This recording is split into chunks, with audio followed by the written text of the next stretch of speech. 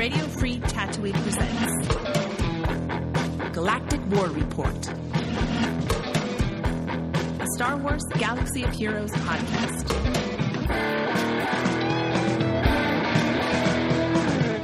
Boshuda, fellow Holotable Hustlers, you're tuned in to Galactic War Report, a Star Wars Galaxy of Heroes podcast that's better than some and worse than others. I'm Sean, a.k.a. The Other Sean, and this week we already had one episode, but we're providing you with an additional little, I would call it a short episode, but really I guess it's the interview part is pretty beefy. So we're just here delivering a recent conversation that we had with Capital Games. We talked to SB Crumb, as well as some of the developers behind these new characters, Queel and IG-11. And we did it in conjunction with Operation Metaverse, as well as SWGoH events.com. So what you're about to hear is sort of a roundtable discussion, and it gets a little sloppy at times because people talk. There was some crosstalk and some things we had to kind of make work that didn't, in the raw audio, sound quite right. So you'll hear a couple spots that chop up a little bit, but there's a lot of good insight here. I think, we got to pick the brains of these guys a bit. As we release this, the kits should be out there so you can actually look at the all the different abilities of IG-11 and Queel as we're talking about it, and as we're talking about the event, which will not be live yet, but it'll be something that we reference definitely as in our conversation. So without any further ado, here's a familiar voice, CG SB Crumb, starting the conversation around IG-11 and Queel. Well, let's get started here. I'll do a quick set of introductions for folks just so everyone knows what the voices sound like and who's who. I'll start with the CG side of things. CG Miller, do you want to do a quick introduction? Hi, I'm CG Miller. I'm the live operations senior designer in charge of making sure you guys get all your units and events and all the fun stuff on the day-to-day basis. Cool. Go in order here. CG Mouse. Hi, I'm CG Mouse. I work on the live ops team, not doing what Miller tells me to do. I designed Queel. Awesome. CG Kale. Hey, I'm CG Kale. I designed IG-11. I'm a senior designer at Capital. Awesome. And then from the community here, we have a whole bunch of folks. The folks from Operation Metaverse. Why don't you guys go first? Sure. I'm Team NEG from Operation Metaverse, and we have a channel of 8,000 subs based mainly on YouTube, almost completely on YouTube. And we adore this game and getting super nerdy about it. Don't we, good old Maurice? Yeah, I'm good old Maurice. I'm the other half of Operation Metaverse. Not quite as dorky as T-Money. Just kidding. I'm actually the dorkiest one of both. We have a good time over there Thursday nights. I've been doing it for a long time now. A little over 2 years now, I think, T. So yeah, it'll be 3 in April. This is a real treat, guys. Thanks for having us. Awesome. Thanks for coming, folks. And from the Galactic War Report, the infamous, the only, the uncanny. Yeah, there you go. Thank you. God, someone got it. Perfect. Yeah, I am the uncanny Mr. H, known as John in most circles. Sean and I do our weekly podcast about the game. Been doing it for 4.5 years now, a little over. Yeah. Been around. And we're happy to be here to talk to you guys again. First time we're trying out this roundtable format. I'm intrigued at what chaos lay before us. Yeah. Yeah, we'll see. Hopefully, you guys can make some good videos and podcasts out of this. Otherwise, if it's just utter chaos, blame CG Miller. And I'm the other Sean. I'm the other half of the Galactic War Report. We are the old men of the Galaxy of Heroes podcasting community. We've been doing it since, March, I guess, of 16, and we still don't know what we're doing in the game, but we are very very glad to be here to find out about this new content. Yeah, two new exciting characters, I should say. I mean, these are probably some of my favorite characters we've done in a while. And last but not least here, of course, Mr. Sig. Hey, I'm Sig, SWGoH and Discord and all sorts of other things that I work on. Leader of the best guild in the game, of course, also. Yeah, we're in the same guild as Mr. H and Sean. Oh, okay, that explains it. I was like, wow, that was some nice props, friend to friend there. But no, that was nepotism. Promotion at the best. Yeah, got it. Okay. The multi-talented Sig is here to join us to help write down some of this crazy conversation and hopefully actually get this up in text format. It depends on how chaotic this is. And I guess I should say I'm CGSB Crum, Senior Community Manager at Galaxy Heroes here. You probably know my voice by now, and I've talked to all of you many times. So thank you for joining us. So we'll kick things off here with talking about two new characters, IG-11 and Queel. So let's start talking off. It's to pick one of them, right? Let's talk with Queel first. I don't know, Mouse, do you want to give us just like a super brief overview of the character? Absolutely. So Queel is a Ugnaught. He is light side. He is a scoundrel. The intention with Queel is to kind of help give a lift to scoundrels and droids, in particular light side droids. He's also the first light side character to have the shock debuff. Interesting. So I'll open it up to the floor here. If any of you guys have any questions, feel free to start asking them, I guess, here. Or I can call on you, I guess, if that's better. We had kind of talked about, in chat about the Galactic War Report going first and just kind of setting the stage, and then we can go after them because they're easy to improve upon. Yeah. Start low and you ramp up. Yeah, so you jump right over it. Got it. All right. So Sean or John there. I guess my first thing with when I look at any new kit, and with a known quantity like Queel, I assume have all seen The Mandalorian. When you get assigned to this, what goes through your head? What are the things from the show that you definitely want to capture in this kit? And how do you feel like that worked out? Sure. Queel was kind of a unique challenge because unlike a lot of other characters that have been represented in the game, he doesn't do a lot of attacking. He doesn't do a lot of stuff. But what he does really well is support. He's there for Mando. He's there for Cara Dune.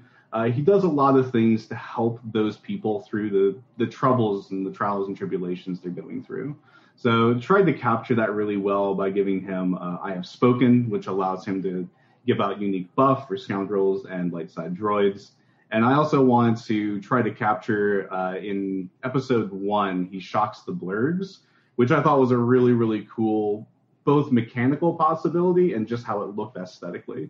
So I tried to work that into the kit and give kind of like a small mini puzzle with how you can spread that shock to other enemies. I feel like he is represented pretty well. It definitely early on, there was a lot of, should he be a non-combatant? Should he not? But we felt we were able to get enough offense in there to sort of warrant him not being non-combatant. Out of curiosity, is that the name you guys give internally to characters like Mon Mothma and C-3PO, characters who can't be targeted, don't really have any real attack on non-combatants? Sometimes. It kind of depends what we're talking. We all understand internally what non-combatant means. Sure. So it's kind of dev speak. Sorry. Well, I was curious too, as I was looking at this, actually both kits, but in particular, when you say you wanted them to work best with light side droids, do you anticipate them being able to stand alone in a way, or is this more of a supporting the support droids? So that was a big question that I kind of asked myself a lot, especially during initial balancing. Initially, he did actually work with all droids.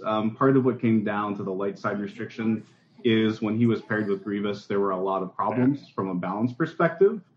And the more we kind of talked about it and ideated on it internally, it made more sense thematically and mechanically for him to do the light side droid specifically. To your point about what exactly he should lift there, it kind of depends. Right now, I've had, along with other people internally, we've had really good success pairing him with other underused droids like T3, L3 have had some pretty good results so far. So kind of where he's landing right now, especially when he's there with IG-11, is giving a nice kind of like B and C team with other prospects in the future. Yeah, I mean, looking at these, I want to put them on my light side scoundrel team with L3, and I want that immediately. So yeah. we were talking earlier about the probably where it's going to eventually land is somewhere between a mix between a droid and a scoundrel team. Yeah, that's probably the ideal setup right now, where you do have a couple droids, but the scoundrels are probably going to need to fill out the rest of that roster, I think.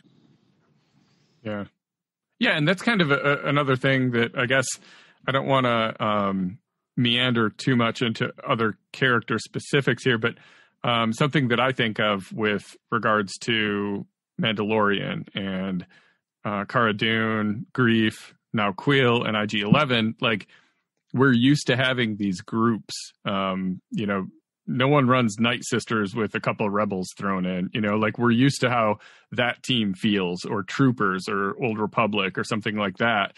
Sure. What's the kind of, like, you mash all these characters together? What's the consideration there, and like, what's the style that you're trying to capture? I can take a stab at this. So with these characters, we knew that players are going to want to use them all together, right? They're going to want to, take the 5 characters that you just talked about, put them all on the same team, and see how they perform. We felt that was extremely limiting to ourselves in the balance department if that was the only good team you could make, right? So like Mouse said, right, we wanted Queel to be part of that light side droid scoundrel team. IG-11 is, kind of works well with Queel. Mandalorian and Grief are bounty hunters, right? Cara Dune is a rebel and a scoundrel.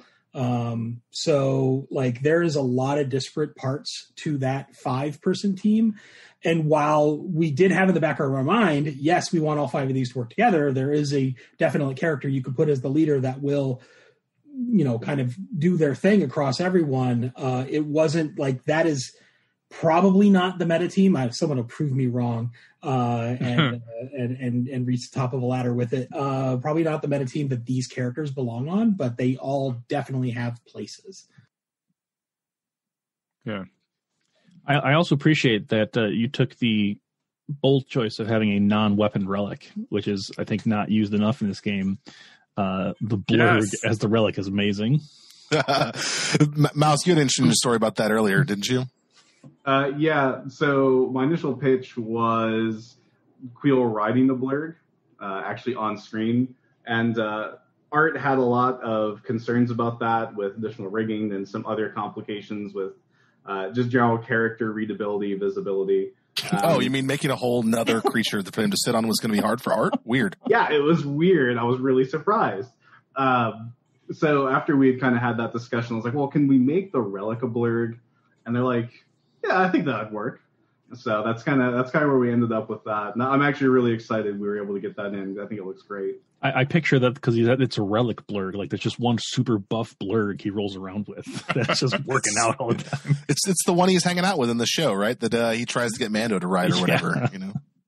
It's his prize pet. We've been told by the art department that we can move beyond weapons when it comes to relic. We don't always have to think in that area. We can.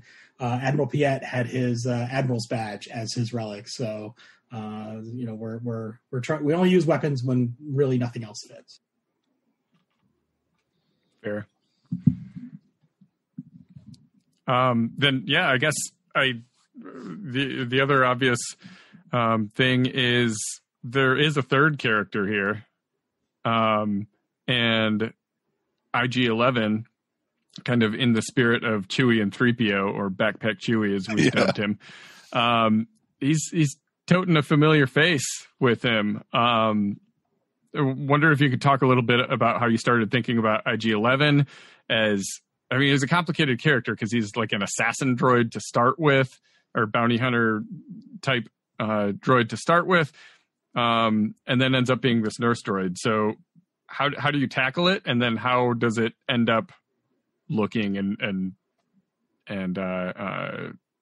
where did the child come into the equation here? First off, I'll say it's real quick. It's Chupio. That's the official name. Chupio. Okay. Yeah. I don't hate that one. Yeah. So I happened to be in the room when it happened. There's a song about that. I know. I can actually kind of give you kind of the blow by blow. We were going over what the high level of IG-11 should be. And it was that assassin droid. It had self-destruct. It had it was definitely that, that killer robot that we'd all seen. CG Top Hat arrived at the meeting late, saw what we were doing, and is like, why is the child not on him? And we're all like, no. We're like, he's gonna self-destruct. You can't have the child on something that's gonna self-destruct. That's crazy. And then CG Top Hat's like, just take self-destruct off, and then we can have the child on him. And then he turned that room around so fast. Like, we went from vehement, adamant, you cannot have the child on this thing, to okay, we could have the child kind of playing around and laughing, and in less than 2 minutes. It was amazing. I told him afterwards, I was like, I've never seen anyone control a room like that. That's awesome. And T Money and Maurice, feel free to jump in here with any questions as we're getting to topics here. And we're going to jump around to a bunch of stuff, but if you have any questions on, we kind of naturally split out where Gom was interested in Queel and I was keen on IG-11. So maybe we can ask some Queel kit questions. Sure, go for it. Yeah, it was tough for me to stay on mute when you guys were going over it. I just, you guys mentioned the droids, and you guys mentioned the kind of the older scoundrels. I mean, I look at this kit, and I get instantly excited about Mission and Zalbar. I get really, really excited, under a Django lead. Now, will Queel's basic attack, the burn, will that prevent turn meter gain if you wanted to use him, say, under a Django lead? Is that the same burn, if you will? I guess you guys can't see the podcast where I just did quotations. Is it the same burn as as a Django? It should be the same burn. We did do initial testing on, so we tried a lot of teams with, tried R2, obviously, since he applies burn. You have to forgive me. I actually don't remember the exact interaction on how that worked with Django. It should be the same burn, though. I think it's just burning opponents can't gain turn meter. Right. Yeah, I believe that's correct. Being on fire makes it very difficult. It's weird. You just can't feel like you can do a whole lot when you're on fire except run around. Stop and you drop. You don't run. It's very interesting. I'd really like to see people kind of get the Karth team, blow the dust off that team. A lot of people were kind of not forced, but they chose to do their Zetas on Mission to Zalbar to meet the GP requirements.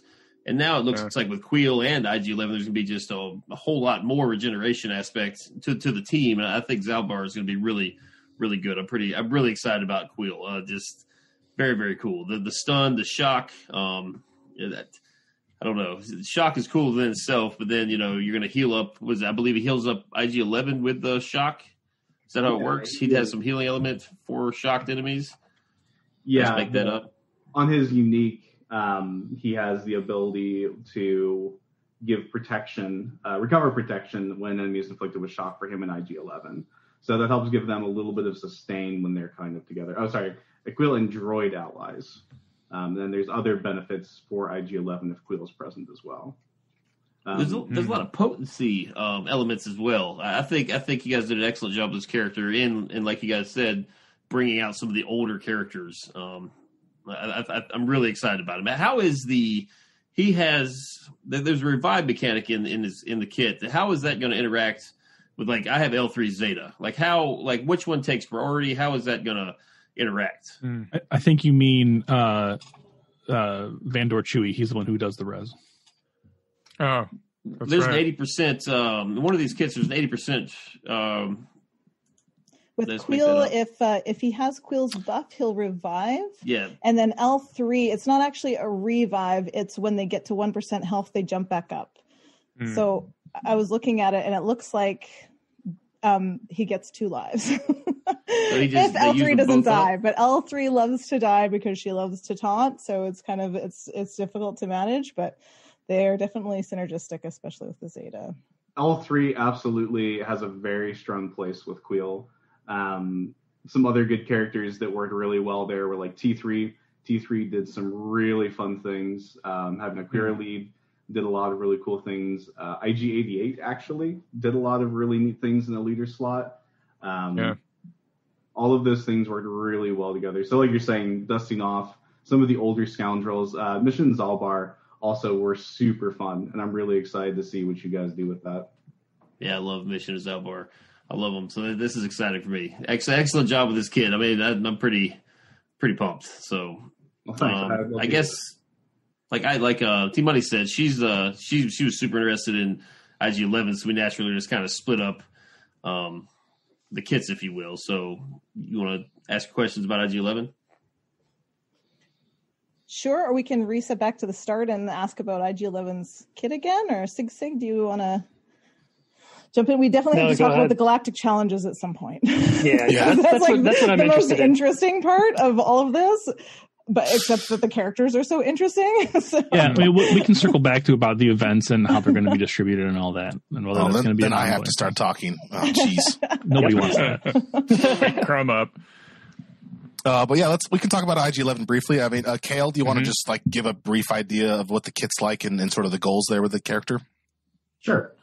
So with IG11, I really wanted to channel like the vibe you get from him in the show. Lots of feverish shooting, lots of protecting of the child, lots of just great the great balance between like assassin droid meets nurse droid.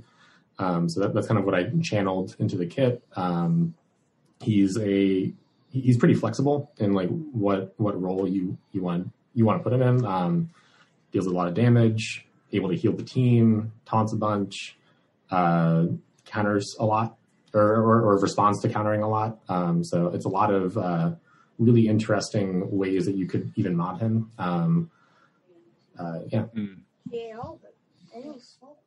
Yeah, you were mentioning earlier that there's like depending on kind of what role you want him to play on a team, there's probably a couple different ways you could mod him. He's got like his kit does so many different things. It depends on what part of the kit you really want to focus on as part of your squad, right? Like, do you need a strong support character? Do you need more of a tank? Like any of those roles, he can kind of fill pretty well depending on how you mod him, which is I think is really cool. Yeah, his heal and unique both feed off of his max health, so you want max health for him. The dot redirection on his unique feeds into protection.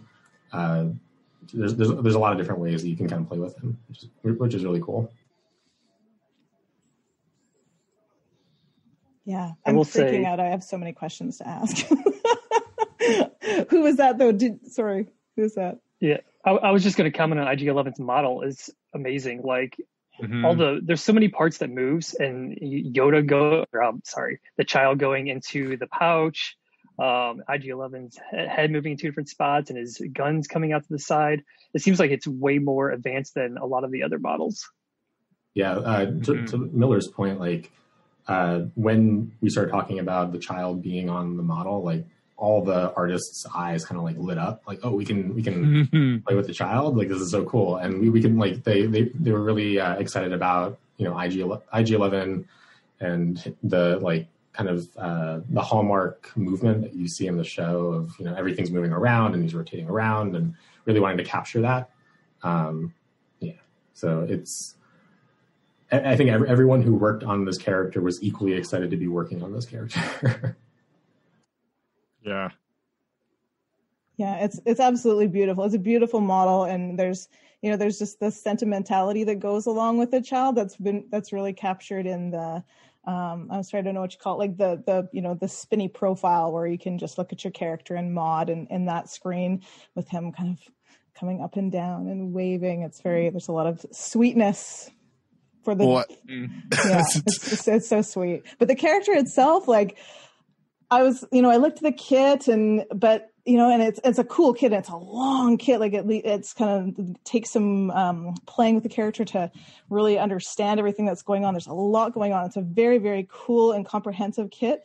But the base stats, when I looked at the base stats, this is a character that is totally game changing. It has the base stats of like a galactic legend or a legendary. It's like he's so fast. He has a higher base health than any other character in the game, plus the bonus from Queel. It's just he's really epic. Like it's the how we treat L3 right now in our rosters. Like every competitive player needs to have an L3 at least 12 or 13. Like well relict is better. Like this character is going to be is going to need this guy. Yeah, I think you could always like see. I think Kale was mentioning this too. Like when the artist team gets really excited about this stuff, because like the number of like weird stuff that kept coming out of the pipeline, and whenever I look into the channel, it'd be like, oh yeah, by the way, we want to do this crazy animation we've never done before, where he actually attacks every character out there, and his arms actually go towards the right character. Oh, but what if there's only like 2 left? He shouldn't do that like 10 times.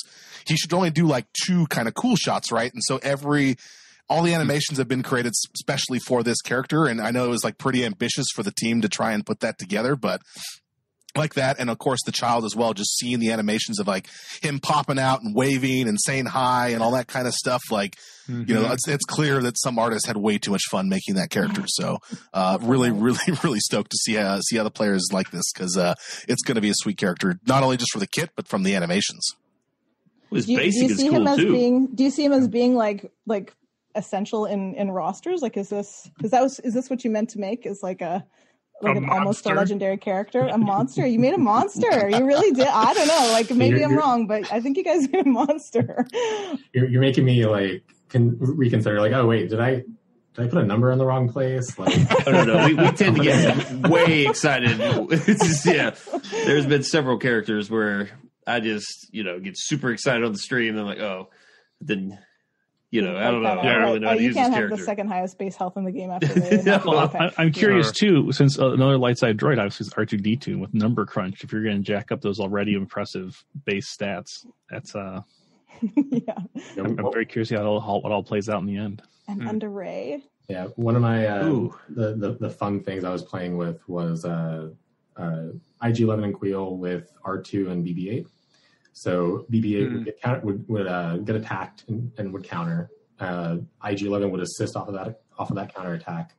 BB-8 would then call R2 to assist, and IG-11 would also assist off of R2. So it's just like a chain reaction of just a bunch of bullets flying in the air. The obvious choice, of course, is a Lobot lead with the bonus to droid speed. That's like the cuteness brigade. Right. The child and R2 and BB-8 all in one team. Yeah. And Nick Nolte. Mm-hmm. Yeah, he's cute too. Okay, come on. Oh yeah. All right. So what else would like to talk about today? I know we have a ton more questions. So I mean, is there anything specific about IG-11's kit that you wanted to go more into, T Money? I think just kind of that perspective on like how epic this character is for the game. I'm curious about, just generally speaking. I know The Mandalorian is so big for Disney, and bringing the child into the game, it seems like this is a pretty big character for us. Hey, like I throw everybody else away. Pretty much. Like it seems like it. Yeah, I said originally, I was like, okay, yeah, IG-11, and now it's like, oh yeah, this is a big character launch. I don't think he's going to be like as splashy as like maybe some of the Galactic Legends or something, like where you see something in this kit and go like, wow, holy crap, that's nuts. But when you start, as you said, kind of getting into the kit more, and you start looking at it, and you're like, whoa, in battle, this guy does some work. Like it is not a character I think you're going to see get put to the wayside. But also we have to make sure there's utility for these characters too, and places to use this stuff. So things like GAC, I imagine he's going to be super popular in, just because he's going to bolster between him and Queel together. I think is going to make another solid team for some of the multi squads and events that we have going on. So territory wars, GAC, that kind of stuff. Territory battles. Territory battles. Also solid in territory battles. So I'm very curious about it being a pre-taunter, which is always great as long as IG-11's paired with Queel. so taunt at the beginning, and also being a pre-taunting healer, which uses strength as a primary stat. So there's a lot going on. Like you do. Right, as one does. Also, I thought it was a really cool decision to actually let the child have an ability on there with the taxing force redirection. That we've only seen bits and pieces of the actual character model. Is there a animation that goes with it? Like, how's that actually work? Because it's unique, so it's not activated. Yeah, there's no animation tied to the unique besides just the animation that the child's going to have through playing and popping in and out of the backpack, stuff like that. Yeah, but we I definitely wanted to include the child in some way. Like, we can't just have the child there. Like, we could just have the child there, but right. That would could have just had the child be IG-11's relic and just have it. Child is no one's relic. Something I was noticing here too. What's kind of interesting is the way that IG-11 might play into a dot team, because every turn IG-11's dispelling stuff and adding dots onto random people, and under something like a Zeta Vader lead, that could be very amusing. I don't know how effective it would be, but I mean, don't go against or you probably don't want to go against an IG-11 team with like a Palpatine or a Vader lead to start applying dots, because he's gonna wipe that stuff and just throw them right back on your team. So it can get really, really difficult for you to try and keep applying dots when he's just dispel, and especially if he's got speed on him where he's going pretty fast. Again, do you care about the utility and the support side of things, or do you care about him being a tank? If he's going all the time, then that's going to be a real problem. If you care about debuffs, like a Sith Empire team or something like that, right? Which is so much cares about having all those debuffs. Well, and it's for all. Let's start with IG-11's turn from all. I was thinking it was at each scoundrel turn, but it's only on his turn, so that's good. But he's so fast too. He's yeah, exactly. Plus, with the BB-8 lead, he's going to have all that turn meter at the beginning. I'd say it's interesting. I really think the two of these, though, are going to have to kind of be a package deal, though, with Queel and IG-11, just because of the built-in synergies are so good. Yeah, I don't know. Maybe if Kale or Mouse want to talk to that about, we kind of designed these characters to work hand in hand. They can fit on other teams, but I think primarily their strengths are obviously working together, as we saw on the show and stuff, right? Yeah, absolutely. Kale and I worked super closely as he was developing IG-11. I was doing Queel. We knew early on that we wanted to have a really strong synergy represented there, very similar like Mission and Zalbar. We didn't want to just rip that off, but we wanted something that was very reminiscent of that. So I want to point out how happy I am with how that all turned out, because as you know, we are in weird times and we're all working from home. And in a normal situation, having two characters that closely tied together would have been very easy. If these two weren't sitting next to each other, we would move a desk and have them sitting next to each other so they could talk back and forth as they're working on their characters and have questions. There's no barrier there. But being how everyone's worked from home now, these two, Kale and Mouse, definitely knocked it out of the park under very difficult circumstances to get these two characters as closely tied together and as balanced as they have. So I'm sure it's very helpful to be able to use their own home computers instead of having to share the laptop. Oh, sure. I think they just have iPads at home, actually.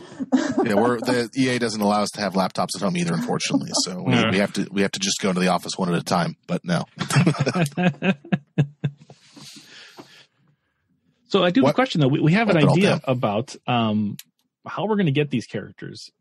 We got an idea here that's coming in Galactic Challenges somehow. Yeah, we could talk about that. I'm happy to go into how the characters are being released a little bit here. I know that's probably a huge question for players, and they want to know more about how they get these hands on these cool characters. So as you mentioned there, Galactic Challenges is the initial release for them. They'll get probably about 30, 40 shards, depending on how high the roster is. It's only the first couple tiers of it. And this is not the feats, I should say, for Galactic Challenges. This is just in the base rewards. And so we're going to run the Queel event twice, and then we'll run the IG-11 event twice. So you'll get a total of about 40 shards from that, which will unlock it at 2-3 stars or whatever. But the main thing is that obviously that since we put it in Galactic Challenges, Galactic Challenges is a very cool, flexible tool for us to do kind of all sorts of stuff with we talked previously about all the tech we've built over the last couple of months here to try and enable us to do more stuff with this. And knowing how flexible Galactic Challenges was, we thought, well, this is probably a good spot to try these two characters in and see how they do. And so we may release characters like this in the future. We may not. We're going to see how it goes. But we didn't put in parts of feats because we realized that some players who have a very strong roster right now can't do some of the feats at low tiers, which is a separate problem we need to solve, obviously. Mm-hmm. But if we put it as a feat reward for like tier 1 and it's like, hey, get 20 critical hits. It's like, okay, well, I go into battle and I kill everyone with 1 strike. So how do I get 20 critical hits here without sandbagging my squad? And if you've already upgraded them, there's no going back, right? So you just may not have a squad that could do the feat anymore, which would really, really, really suck, right? Because then you couldn't get access to these characters. Especially something with like a first order where there's a very finite number of characters. Right. Like, so we've all got bad rebels, but yeah. But yeah, so in general, we wanted to make sure this is pretty accessible for this initial run.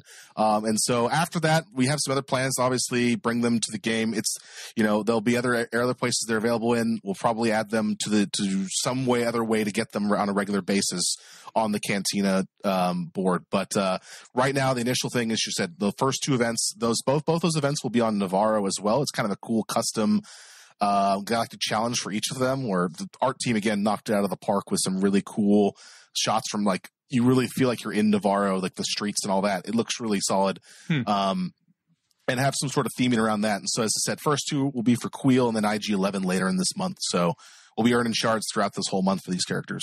With the idea of releasing them via Galactic Challenges, is that almost, I mean, obviously it depends a lot on how the release goes, but is the thought to potentially use this more as a method of release than marquees? Because that's all built in already, right? You can just add in a different location, you can have the different modifiers, and it's better than having to have a separate event, just putting it as part of the Galactic Challenges. One of the questions I first asked was like, wait, is this replacing marquees? Is this what we're doing? And everyone's like, whoa, no, this is not replacing marquees, guys. Like, we still have other marquees planned. This is still, like, it is a different way for us to release characters. There's maybe some advantages to it. There's maybe some disadvantages to it. We're going to see kind of how the players react to it. Because I think in some ways, I think it's way better. And I think it's a much easier way to, like, get into an event than have to have this bespoke marquee. You get other rewards from it. There's value to going into these things. They said we can make kind of like a couple sort of bespoke kind of interesting environments for this and give some cool modifiers. And so that may be something that players really enjoy. And then said maybe we'll do that in the future. But this is not like, going to replace our release cadence for other kind of characters. Hero's Journey characters will still come. We'll still have marquees. We'll still have this other kind of stuff too. But the idea is at least functionally the same, whereas normally you would get a marquee for whatever, a couple days, and then down the road they're released in packs and then grindable. Farmable, however you want to say it. And that is the same idea, though. They're going to have the 2 different Galactic Challenge events down the road. They'll be available in packs and then a little later available to... Yeah, I won't say it's going to follow the marquee kind of cadence minus the marquee, like, strictly. It's a slightly different timeline for this stuff. But yeah, in general, that's the kind of idea, right? Like, this is kind of the initial launch of them. You get to see them, play with them, check them out. And then, yeah, probably you get to earn them a little bit, go deep on those characters a little bit later, just like a marquee. The point like being, it's Chromium not, or whatever. It's not like the Admiral's maneuver and stuff like that, where we have to wait for the Galactic Challenges with these guys to come back. No, I think like this is kind of a one-time thing. Yeah, sorry, I see what you're saying now. Yeah, like this is going to be the initial launch of them. As I said, we may go back to Galactic Challenges. We may do more stuff with them in the past or with previous ones. But they may have character shards again. Obviously, like when we started, there was some character shards in the events as well. And so we'll probably still have character shards. They may come back in this, they may not. But that's not going to be the only place to earn these characters. And it's not like the fleet event that we do where you can, that's the only way you can get certain ones. And then eventually they went to nodes and all that kind of stuff. So, and I was Sig, you had a lot of questions about this too. Yeah, a lot of it has been answered, but I'm just curious, what is the reasoning for putting them in Galactic Challenges instead of a marquee? So I think this is a cool tool for us to try and figure out, like, is this a way that we can just share characters with the community? Is this something that players like? Is this something that players really dislike? So, I mean, I want to say it's kind of a trial run on this kind of stuff to see what the reaction is. But I think ultimately for us, I think it's a lot more flexible way for us to release different kinds of content. We can do a lot more variable stuff within these kind of Galactic Challenges that make it more interesting than just like, hey, here's 5 tiers. You play one, it pops up, here's how this character plays, and that's kind of it. And you don't really get anything else out of the marquee. So in terms of us building something that's more compelling than just, 5 or 6 tiers that probably you auto 99% of them and then really don't pay attention to it at all. Yeah, that was going to be one of my questions is, marquees, you kind of get to learn about the character. Is there going to be anything like that in the Galactic Challenge release? I don't think there's any special pop-ups or anything that like we saw in marquees where it's like, hey, here's a part of this character in tier 1, show off this kind of specific ability or whatnot. It'll be more just, check it out, try and earn these characters in these kind of scenarios. Because we don't get to use the character. Like in marquees, you get the character to use. Right. Also, they're giving characters to you and all that other stuff. So there's a lot of other structure around the marquee event that is very specific to how that works, which so you're not going to necessarily get your hands on him right away or them, I should say, because IG-11 genderless. But I think once players get there, we'll start checking out these kits. Hopefully they're relatively straightforward compared to some of the other ones we've released. But that means you're going to have to wait a week or so from the first event to the second event in order to be able to unlock them. Yeah, most likely. Yeah, I think there's some of these unlock at a slightly lower level as well. So but I don't think they'll be able to have access to them after the first event. They'll need to wait till the second one. Sorry, Maurice, you had a question there? I don't want to say you can't unlock them. I'm actually not sure what the packs and bundle situation is on them. Sure. I mean, strictly from the events themselves. Strictly from the event. Right. Okay. It just had to do with basically Galactic Challenges overall. I can only speak for the Operation Metaverse community, but the reception of the initial release, was kind of lukewarmish, about Galactic Challenges just in general. But now we've seen you guys add the new mod materials. We've seen you guys now we're going to add character shards. So I guess my question is, are you guys making these changes based on feedback? Were these kind of premeditated changes you're going to slowly get us into Galactic Challenges? You knew this ahead of time. Can we expect more in terms of rewards? Is it in the air? I mean, just curious because Galactic Challenges has really taken a leap forward. I think in terms of just importance, now for the player. Sure. The droid, it's my main source of droid callers now. Yes.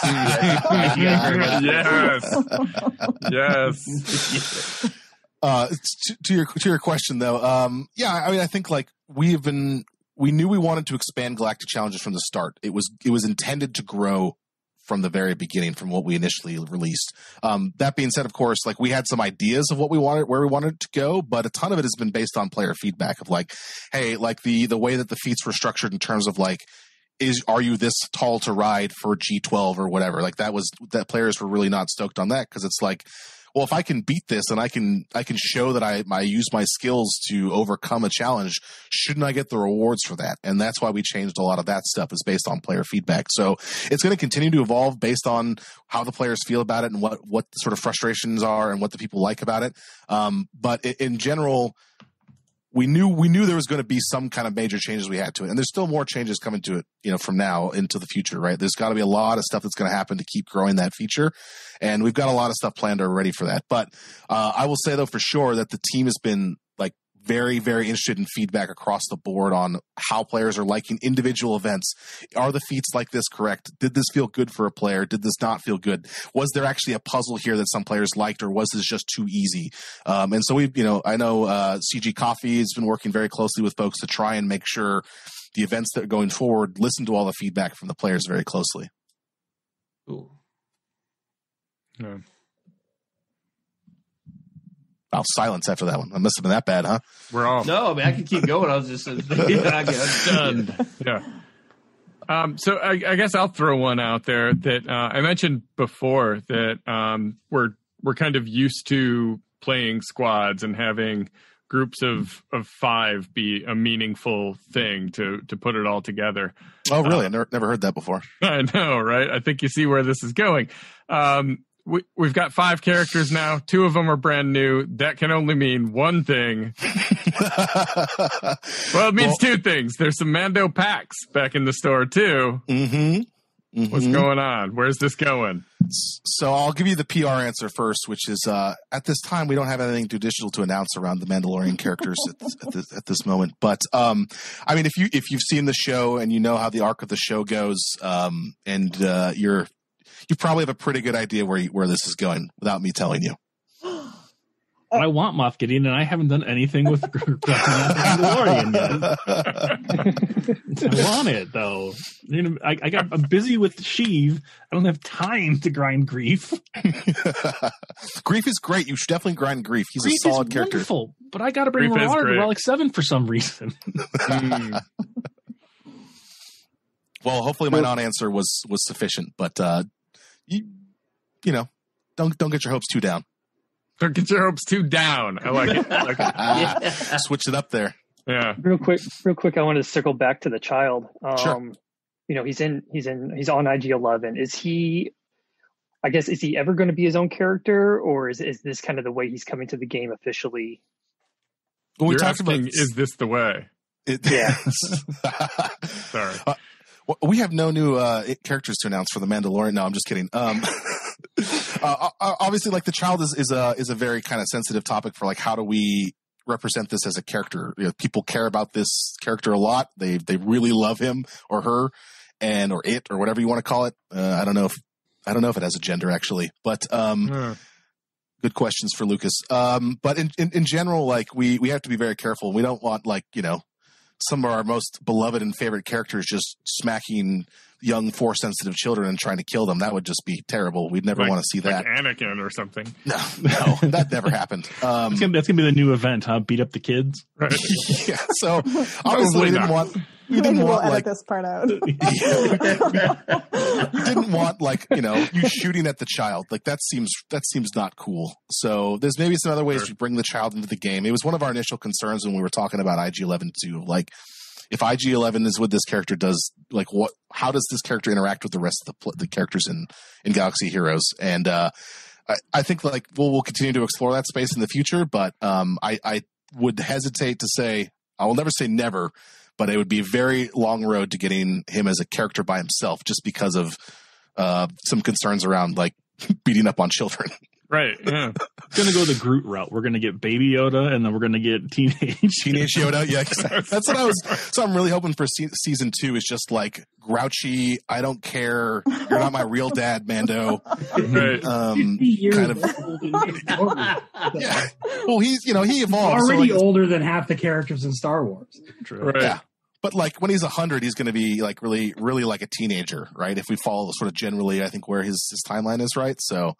I want to see teenage angry Baby Yoda who's just like force powering stuff across the room because he's mad at dad. That seems fun. He's already Slamming the pushing all door his from across buttons, so Yeah, exactly. Like he's a mischievous little guy, so why not? I have a question, and I don't know if we need to edit this out after because I would love a these are the response. good ones. All right. But I know that Lucasfilm and the Star Wars universe, they treat Yoda as a very like precious character. Like he's a cool cat. He's a cool cat, and we don't make fun of Yoda, and we don't like, there's nothing kind of, it's treated with a lot of respect, right? He's Yoda. And I'm just curious, in your dealings with Lucasfilm over this character, is there that same sentiment around the child? Because he does have that sort of, I think for the community, certainly, and for the fan base of The Mandalorian, he's very precious. So you bring up like Yoda's a precious commodity for Lucasfilm. Is the child a precious commodity? Everything we do is a precious commodity with Lucasfilm. We have to be respectful of everything we're putting in the game, whether it's IG-11 or Queel or the child or Mandalorian. Everything we do has to be we have to treat with the same level of respect, and just to kind of show that we appreciate the brand, we know the brand, and we don't want to make anyone upset that we're not doing the brand justice. So yeah, I mean, I think all of us have a lot of respect for Star Wars as a property, but as a story, like we're all really invested in making this the coolest thing we can do. Like we all want to be good shepherds of this this really awesome story that's being told for now decades and decades. So, the last thing we want to do for the fans or for our partners is to feel like that we're not taking this seriously in a way, but also we're talking about space wizards and lasers. So there's like a healthy balance of we take this seriously, but we don't take ourselves too seriously around this, right? So we need to be very respectful of what's come in the past and what their plans are in the future. I was curious, back to Galactic Challenges a little bit. Can the current Galactic Challenge format has always been called like a 1.0. Can you talk about anything that may be coming in the future? I don't know if we have anything that I can share right now about Galactic Challenges, though. I know that we have some stuff planned before the end of this year, and there will be some announcements, I think, in some point in the not so distant future around that stuff. But a lot of that stuff is still up in the air. Like we are actively developing that whole thing. So if I start talking about what changes might happen, I could be very wrong. I'm gonna go out on a limb and say you would be, just how things end up over the course of 9 weeks. That's how development works. You put in one thing, and then by the end of it, it comes out as something that you had not expected, but maybe is equally as awesome. So, ultimately, we're still working on them. There's some stuff coming in the next couple months here. Hopefully, we can share more in the future on that. I got a question. When do we get our own playable Bill Burr game? I saw that question. That one I can confirm right now. We don't have any plans to bring Bill Burr into the game. He was an awesome character, and I really wish we could. That little gun that pops up would have been really cool to see in game. But unfortunately, we don't have any plans at this time for that guy. He's riding the pond with Woody Harrelson still. Yeah. There are a lot of characters from Solo that'd be cool to have in the game that didn't make the cut. Sure. John wants Woody. Yeah, Nick Nolte makes the cut, but we don't get any Woody Harrelson. Look, life is unfair. This is the way. Thin line there. Yeah. I have one more question about Galactic Challenges. All right, let's go for it. I think, as we've played this more and more, it's starting to feel like our own personal raid, which is kind of something the community thought might be up before Galactic Challenges was launched. Is this what it's kind of meant to feel like for us, like our own personal raid?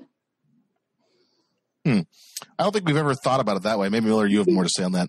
I think that was the original like Genesis seed way back when was, Oh, really? I wasn't aware of that. That's awesome. Personal raids, but like it morphed very quickly into what we have. But there may be some DNA in there from that. But it definitely is not meant to be a personal raid. It is what it is. It is achieving what it is designed to achieve.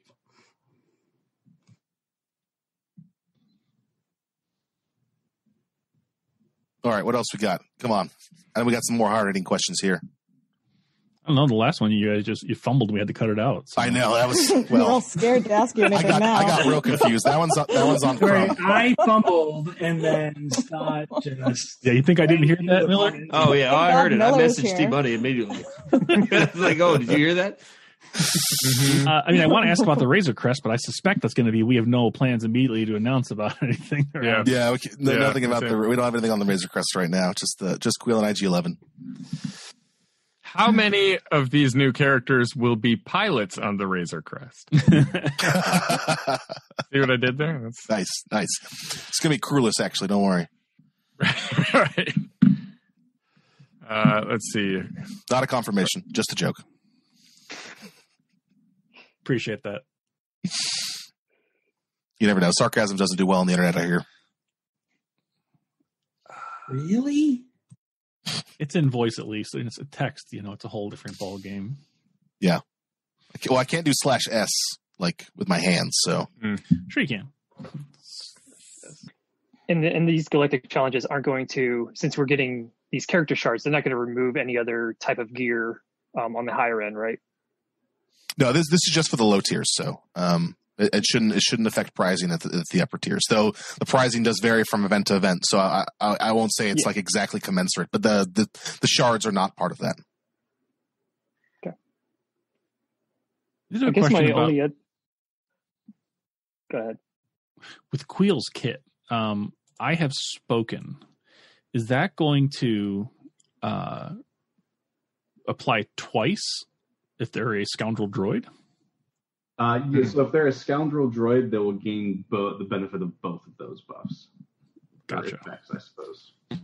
I suppose, twice would be nice, but. Now, it doesn't quite double up. Yeah, if it's a scoundrel droid, they get the offense, the crit chance, the damage, the penetration, and the benefit of the revive, assuming they die with that on there. Yeah, I see it's a 2-turn duration with a 4-turn cooldown. So that's. When he speaks, it's very powerful. Everybody listens. This little fella, especially. Good old Maurice made a good point last night. Is this why Backpack Chewie isn't a scoundrel? Because he would be insane. Yeah, we actually had a discussion about that at work, and I pointed out that 3PO Chewie is a snapshot of a character in a very specific time frame of both those characters' existence, where neither one of them was a scoundrel, right? And so neither one of them should be a scoundrel. So droid and rebel, yes. That's all right. We have a long history of that with like Stormtrooper Han, which was about 3 seconds on screen. Yeah. Hey, he's got like a solid 7 minutes. I think you overestimate the pace of episode 4. They put those Stormtrooper costumes on, and it. That's fair. You spend some time with them in the garbage chute. And where were they keeping their normal clothes? Because once they got in that garbage chute, it's like no kidding. Yeah. Come on, man. I'm from the Midwest. You got to layer up. That's just how it is. Where do you put his boots? You got a t-shirt on. You got a sweater. You got a jacket. You got your Stormtrooper armor. Yeah. Real quick, Mouse just pointed out to me that I misspoke there. It's actually only up to tier 3 even, so it's not even tier 4 for these shards. Okay. I mean, hopefully most players can get up to tier 3, I think, fairly easily. So as long as you can do the first 2 tiers, you'll unlock it from the event after 2 events, and then you'll get the an extra couple shards if you can do tier 3 as well. So, sure. So you touched on this, but I know it's going to drive the community crazy. So I need to ask again. So after the Galactic Challenge, is there? I know you said it's not exactly like Marquee. Can you say more about like what is the release schedule looking like?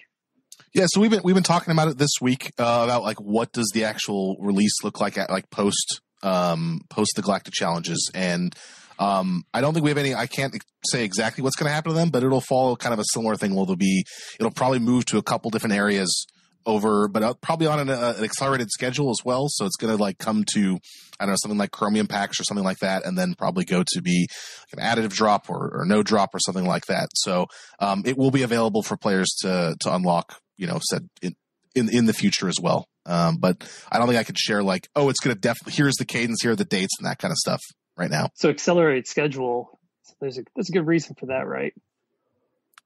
Could be. No, we definitely just do stuff for the sake of it, just like making 5 characters of a faction and then leaving it. Mm-hmm. Yeah. Move on to the next task. Yeah. Probably not telegraphing anything any way, shape, or form. Mm-hmm. I do have a question about Queel. Are we going to see an Ugnaught category added in? So we can get an Ugnaught tag. That is a faction, or that is a tag, isn't it? No. It is not. Funny enough. Really? When I was designing Queel, fun backstory, I just inherently was like, all right, got to put the Ugnaught tag in here. I'm like, why isn't it coming up? That's really strange. And I double checked. It's not a tag. Because, correct me if I'm wrong, but Ground War can be attempted with Jedi, Ewoks, and Ugnaught, isn't it? Ugnaught. Or it just means Ugnaught, literally. Ugnaught the unit. Will this include Queel going forward? That's a band name right there. Ugnaught the unit. Wow. Huh. Well, there's also, what was the name of the one from Rebels? Sean, you remember that guy? Squeel? What's his name? Hondo's buddy? Yeah. What was his name? Melchi. Yes. So get that, and then we'll have a nice little three-person identifying faction. Ugnaughts in Star Wars. Yeah. Just saying. Hey, when you're good at something. That's why they hired me. We cracked the case. All right. Well, we've got a few more minutes left here before I should let these designers go because they got a busy day here. But anything else before we wrap up here? Any other big hard hitting questions that I can fumble?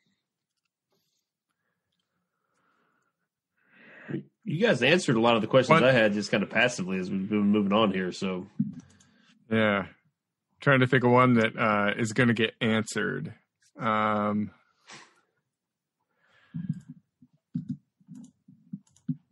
Okay. Well, I mean, obviously talking about something like the future of where these characters are going, I can't share any more about that or whatnot, or what's happening with Galactic Challenges in a couple months from now. But so yeah, to your question around like how these characters are going to be released in Galactic Challenges, they'll be available in the first like 3 tiers for the most part. You get all your shards from that. There'll be 2 events for each of them, so 2 Queel events, then 2 IG-11 events, and we'll get a total of about 30 to 40 shards from both those events combined. So you should be able to unlock the character after going through both those events. Now this will be like 2 IG-11 events and 2 Queel events, so it'll be like 1 event twice, then the other event twice. So really spanning about a month. Is that what we're looking at? Yeah, the whole thing will probably span about a month. Obviously, you'll one weekend to the next, you'll probably have about a week in between Queel events, and then a week in between IG-11 events. Okay. It's also worth noting that the Queel events aren't exactly the same. They're mostly the same, but some of the enemies you fight will be a little bit different. There will be some different feats, just so it doesn't feel like a complete rerun. Yeah. And I don't know if we mentioned this in this section or not, but obviously these are like kind of special events on Navarro itself. There's some really cool artwork around them, creating like really capturing the whole scene where they're in the sort of alleyways or main street even. And I think like the art team absolutely nailed it with the sort of look and feel of those events. I think you've probably seen a little bit of that from the animation I showed where it's IG-11 and Queel and Mandalorian in the street fighting it out and whatnot. So I think that the team did a really great job of capturing some of those really cool moments there. That is definitely showing our nerddom. We should explain that Navarro is the planet that is seen in Mandalorian the most. Oh, come on. People know that. It is where the client is. It is where the, sort of underground Mandalorian tribe is. And that is the name of the planet. It has a name. It's called Navarro. They all have names, and we all know them. Navarro, Dave, right? They show that on screen, don't they? They don't know. Only Rogue One showed planet names on screen. Yeah. And they mention it, but it's not. Yeah, it's a subtle, very nerdy thing to know off the top of your head, Stott. All right, says the man who corrected me on the Omen harness. My mistake. It's a sheath carrier. Let's go ahead, T-Money. I have a question just about The Mandalorian, and I kind of asked this before, but having The Mandalorian be accessible through Disney Plus and having us all kind of at home watching a lot of television. There's a lot of, I'm guessing that there's a lot of new Star Wars fans. It's a show that you can watch with your kids. Do you anticipate people coming to the game? Like, do you have like are you going to be like advertising that this character is coming? Do you anticipate this being a new kind of flush of new character or new players coming to the game through this release? Well, it's definitely like we kind of go through different eras in Galaxy Heroes, right? Where we kind of pick different kind of moments we want to focus on.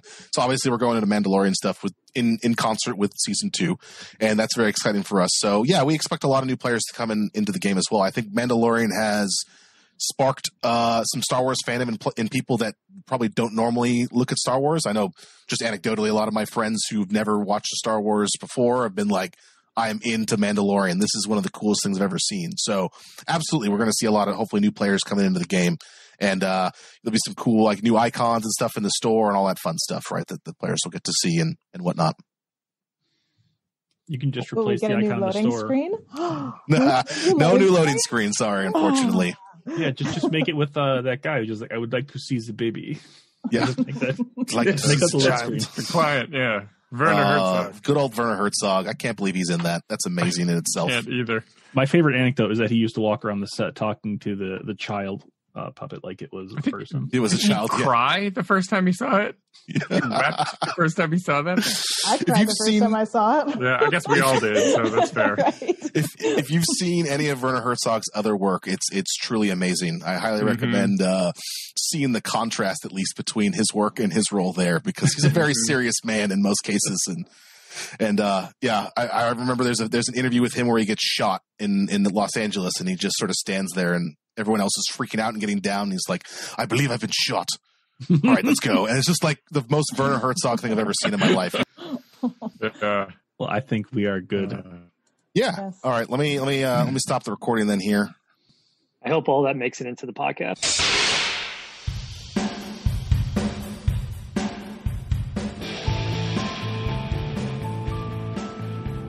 thanks for listening to this bonus episode of Galactic War Report. We will be back in your feed on Friday with our regularly scheduled episode, where I'm sure we'll have more to discuss with these new characters. Galactic War Report is brought to you by our Patreon supporters. Learn how to become one and get access to our Discord server at patreon.com/Galactic War Report. As always, big thanks go out to our Sandcrawler level supporters, CT1980, Devin Doctorman, John T. Klusinik Jr., and SWGoH.gg. If you like what you hear, please consider showing your support with a rating and or review through your podcast medium of choice. Thanks for tuning in, and may the Force and RNG be with you.